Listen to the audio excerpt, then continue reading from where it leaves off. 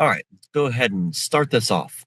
Hello, everyone, and welcome to today's live learning event. This one is entitled Outside the Box. This is the fifth event in our Grouper Dev Notes series, which is designed to give you insights on the newest Grouper innovations. Today, we will explore a completely different way to use Grouper than most of us are used to, so this one should be good.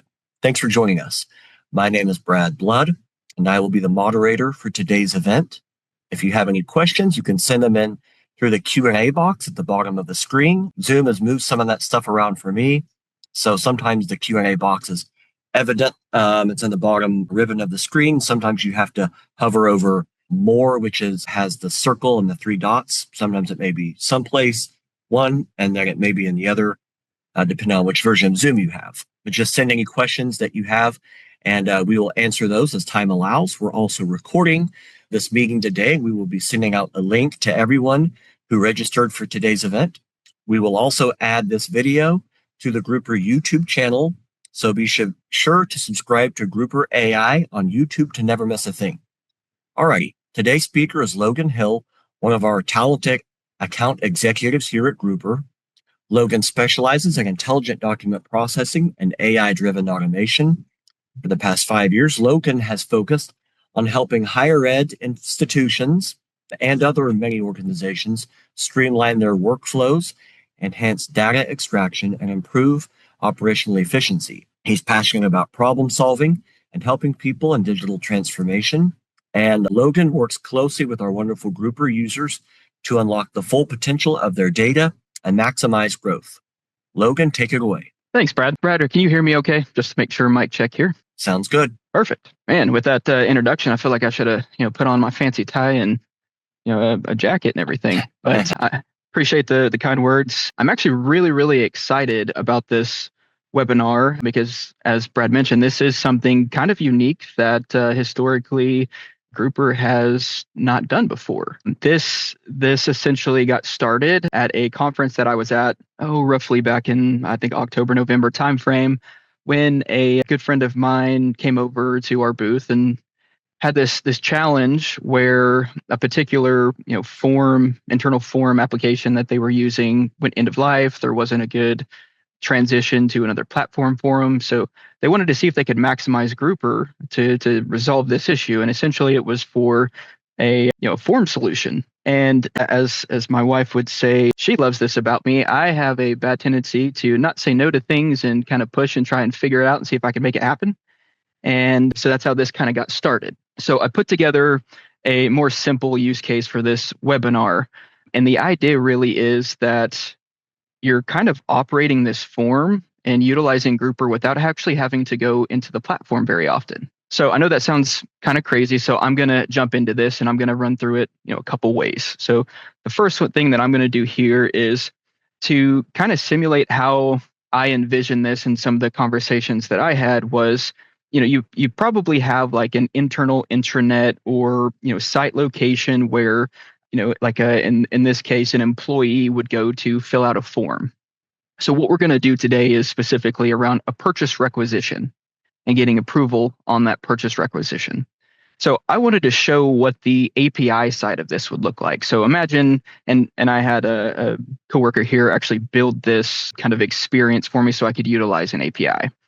So, imagine your internal intranet and you've got a link, titled purchase requisition, or, whatever your internal solution looks like. So what I'm going to do here is, the way this UI works is I can come in here and I can pick all the many batches that I have.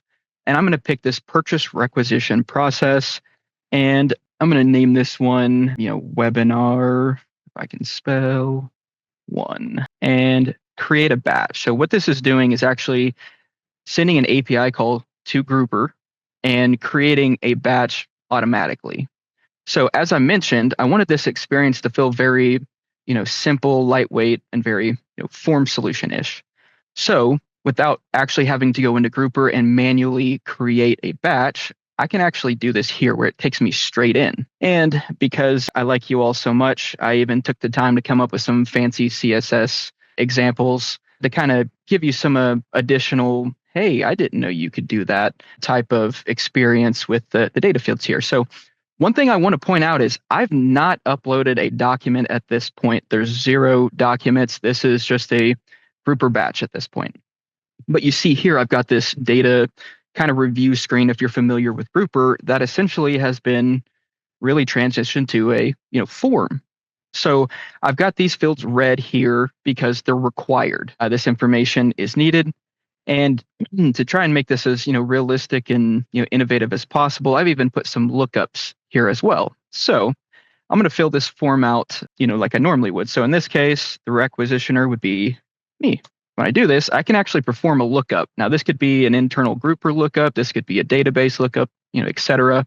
But now it has brought in my email. It's brought in my supervisor, Tim McMullen, and his email here as well. So if I continue to fill this out, I'm going to put today's date as actually, I'm going to show something cool here. So what is today? The 27th, 2026. Actually, is going to transition that format into the specific format that I want it to be. And then I can come in here and, what's the purpose? Why am I putting in this purchase rec? So in this case, I'm going to say upcoming trade show. And because I just did one, I can come in here and say, Coit's going to be who it is. Part number is not going to be specific. I'm going to say, let's say event sponsor, and let's say one, and let's just say it's $2,000. So when I do this, all these calculations are now happening. It's coming through here.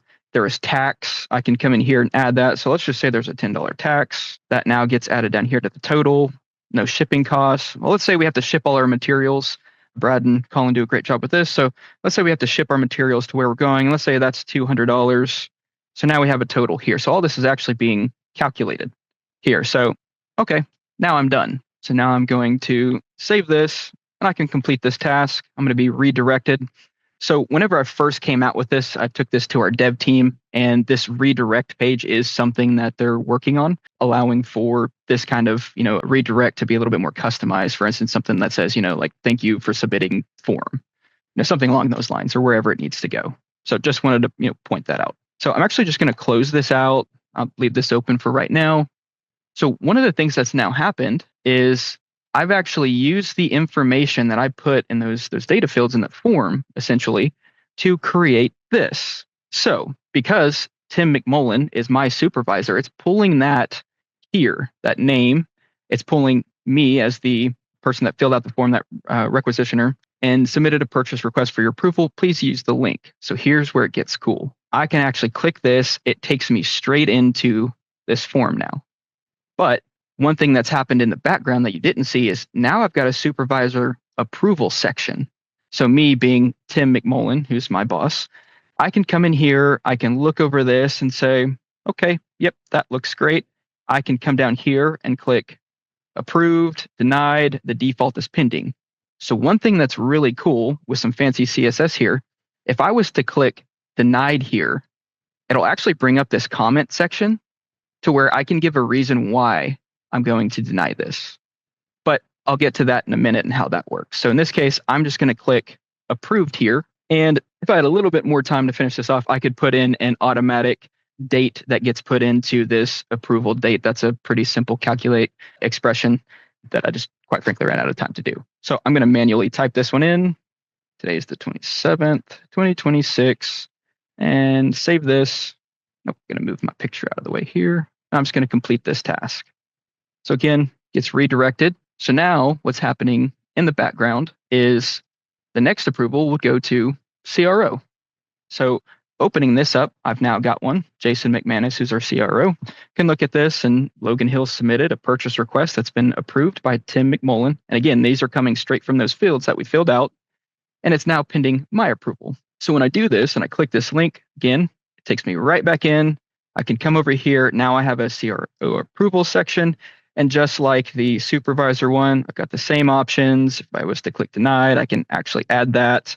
I can come in here and click approved here, 5/7/2026. So here's where it gets really, really cool. So save this, complete this task. So at this point, we've got a form solution, right? Pretty cool, able to fill some stuff out, send direct emails with links straight to get back into that form for approvals, etc. But now here's where we're getting into the next step of this.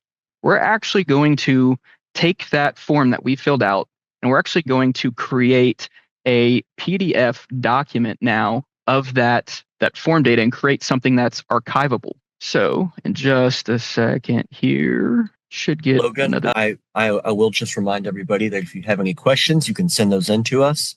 Just find the little Q&A box down at the bottom of your screen in Zoom. It should say Q&A and have a question mark on it. If you can't see it there, it may be hidden under More, which is on the right side, circle with the 3 dots in it. It may be hidden underneath that also. So if you will just send those in, we will answer those as time allows. Thanks, Fred. So while I'm waiting for the next part of this to happen, just to kind of show you how this looks if you were actually in Grooper, you can see here, oh, that's interesting. Of course, I test everything all day, and then when I'm doing it live, it breaks. Awesome. So essentially, this operates just like a normal batch within Grooper. So this happens here. All looks really, really good. And I apologize for this. That's interesting. So let me back this up here. We did get a question just for in the meantime. The question is, can we add calendar for date field on the form? Okay. Say that one more time. Calendar for what? A calendar for the date field. Calendar for the date field. Like, I'm assuming a calendar where you can check which date or date range. Honestly, probably. I don't know for sure. I imagine if I'm understanding correctly, you kind of want to like calendar pop up where they can select a date or maybe a time period or something like that. What we can do if we couldn't for some reason make that work, which I'm sure we could, then what we can do is put some restrictions on that field itself. So like, for instance, if you wanted to say it can't be older than today, well, that will get flagged. This is where that, calculation field would automatically do the approval date. You could do something similar for like the requisition date to where it has to be before a certain date or in between a certain range. Yes, absolutely 100% can do that. Okay, so I apologize for that issue. Not sure what happened there. Was able to get that taken care of. So now I can come over here and our lovely Casey, who's on our accounting team, who handles the PRs, she gets this lovely email that it was taken care of. It's got my information, so if she has any questions, she can reach out to me directly. And if I open this up here, let me get rid of this bookmark, have this BIS purchase requisition that was 100% created inside of Grooper. So all of the data we inputted, it's all taken in, the approvals, all of the dollar amounts, everything here, that was all created here inside of Grooper. So not only can we do it this way, but let's say this needs to go to a specific folder. I actually have that same document here. You can see from the time and date that it was put in there. That was today. And again, let's set that bookmark. Got it here as well. So close all those tabs for you. Minimize that, move that over. So kind of cool couple ways that we can do that there. Now, what if you wanted to deny it? What happens then? Well, that's a very good question. So I am actually going to start this process over again. We'll call this one 2, create a batch, open up a review queue, go a little bit deeper this time. So I'm going to do another one for me here. And what's really cool is, let's say I was Colin Hill, who's another person on this one. I can say Colin Hill. Notice that it updates the information to red blood. So all of this stuff, again, lookup wise, is in here. So let's say I'll put this back to me, fix that. We'll come in here today and 5/26/2026. I'm going to put travel as the reason for this one. So I can come in here and I like to fly Southwest. So I'll do Southwest. But if there's a part number, I can do that. I'm just going to do it for the sake of this one. It's not applicable. And let's say I'm going to Mississippi. I'm going to go see my good friends out in Mississippi. So flight to from Mississippi. And so 1, and let's just say that was, I don't know, what's a good number? $600. And then, okay, well, I'm going to need to stay overnight. So I'm going to insert a row here. I'm going to come over here and now I'm going to say, I'm going to stay at a Marriott because I like to stay at Marriott's. I could type and I'm going to say, hotel stay night, quantity 1. And let's say it was $150. And then I'm going to need a rental car. So let's insert one of those. And we'll say you like to use national, and we'll say 1-day car rental. And let's say I fat finger this and I accidentally put 10. And so obviously, that's not going to be correct, but that's intentional. So I come through here and we'll just say, $150 of tax, etc. Yeah, it looks pretty good. So I'm going to save this and submit it. So just like before, I'm going to get an email sent over to Tim McMullen, who is my boss. And drag this over so you see this email. So I've submitted another one here. So I'm going to open this one up. It takes me right in here. And for this one, I'm actually going to say denied because clearly quantity 10 is not correct. So I'm going to come over here and I'm going to say quantity 10 for car rental is incorrect. And I'm going to save this off, go ahead and clear some of these out. And give me 1 second here. And when you have a chance, we do have a couple more questions that just came in. Give me 1 second here. So in this case, it was denied. So this actually got sent back to me as the requisitioner who filled this out. And it gives me the explanation. So it's taking that information again from those fields, putting it in here to give me a clear reason why. Oh, okay, well, that makes sense. So I can come in here, open this up, and say, oh, yep, that is correct. Fix that, updates the information, complete it, and now I'm resubmitting it back to Tim. So give it 1 second here. And again, now I've got one. Logan Hill has resubmitted a purchase requisition for your approval. So I can come back in here. Yep, Logan's fixed that. So I can get rid of my comments. I can approve this, put in today's date, and save this. Complete task. Get rid of that as well. So now Jason gets the email. So pop in here, got our CRO, and he's going to deny it. I can come over here. I don't need to put a denial date, and I'll just say not within, budget or whatever reason I want to. Save that, complete it. And so now I should actually get a email kicked back to me where it's got, travel, purchase rec for travel has been denied by the CRO because not within budget. Takes that over, and it actually gives me my supervisor's names that I can go talk to if I have any questions about it. And then that stops that flow right then and there. So I covered a lot. I know you said we have some questions, Brad. Yeah, we do. So for the first one was from Kyler, who asked, for the link that was on the email for the user to be directed to the form, does that user have to be set up with correct permissions like they currently do to view batches, or is it an open link that anyone with the link can open and complete the form? That is a very good question. So to my understanding, you could do it either way. Because I've been logged into my browser, it's automatically taking me in. But I think that is a, permission setting like internally here. If I wasn't already logged into that browser, I'd be prompt with a login. But if you have like a single sign-on or something like that, then it should take you in. That's a good question. I believe you said it was Kyler that asked that question, correct, Brad? Yes. Kyler, if you want to reach out to me, I know you have my contact information. I can look into that. I know that was something we talked about a while back. But awesome. Good question. And then, the second one was from Alex, who asked, how is the routing of these forms set up? I know it pulled Tim as your boss, but how did it then go to Jason, etc., on the later steps after each step's approval?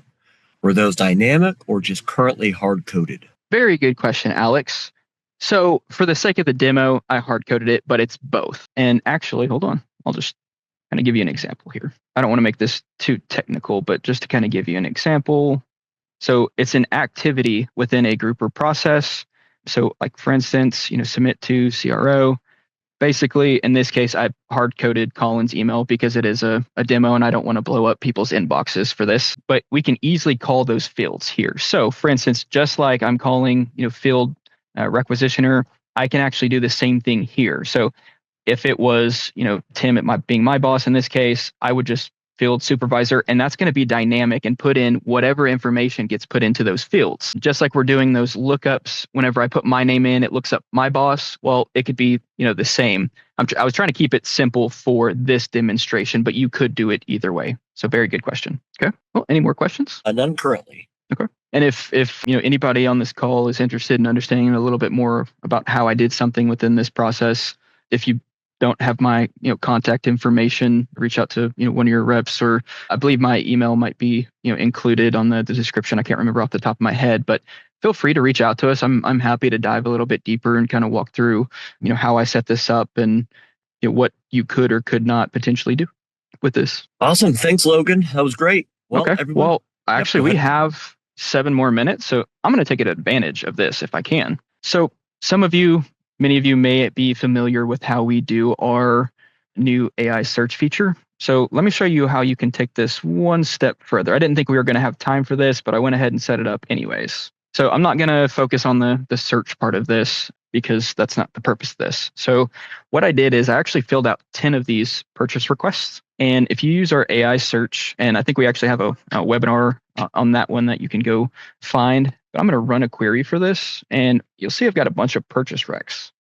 Well, let's say I want to run some statistics on this. I can actually download a kind of PR summaries thing that I built here. I'm going to download this and give it 1 second. And I am using AI for this feature. I want to make sure everyone here walks away with lots of ideas and thoughts and questions. So give it a sec. So actually, I did this just a little bit ago. So for the sake of time here, here's a summary that could be generated. So taking those, I think it was now 11 or 12 of those purchase recs, come in here, you can see some overall statistics. And this is actually using the data from those fields that we filled out. So you can come in and see who's requested what, their supervisor, how much total spend they have, dive into some statistics and whatever else you want. I gave it pretty simple instructions. So something else that, you could potentially, take advantage of, downstream after, you were able to implement some of these, form options. So, but thanks, Brad. Yeah, awesome. Thanks, Logan. That was some great stuff. Everybody, thanks for joining us today. We hope that these couple of examples here have shown you just a couple new, easier ways that Grooper can help you deliver really cool and big business outcomes and make your life easier as well. Remember, we'll be sending out a link to this recording in the next couple days, and we will also add this recording to the Grooper YouTube channel. So if you just go on YouTube and look for Grooper or Grooper AI, you can find us and you can find all of our newest videos that we've uploaded. We encourage you to rewatch this or share it with friends or coworkers who would benefit. And if you want to learn more how Grooper can help you or your organization directly, please don't hesitate to reach out to myself, Logan, or anyone else on the Grooper team. Thanks, everyone, and have a great rest of your day.